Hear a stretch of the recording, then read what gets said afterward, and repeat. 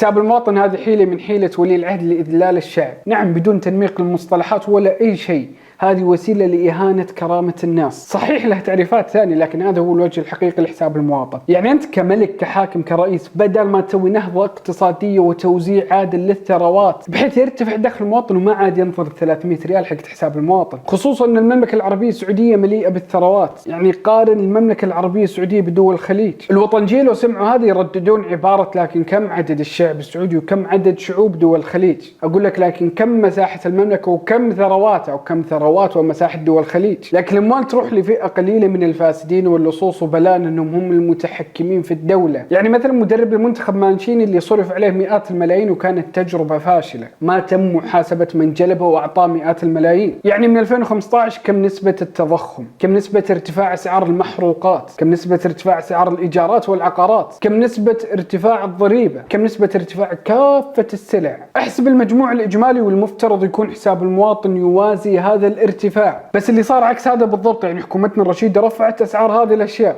وعقدت من إجراءات حساب المواطن اللي مبلغ تافه جدا يتراوح بين 300 إلى 700 ريال. تخيل أنهم سووا صندوق حساب المواطن لدعم المواطن حتى يواكب التغيرات الاقتصادية. تغير كل شيء في البلد إلا هذا الصندوق والآن ناويين عليه.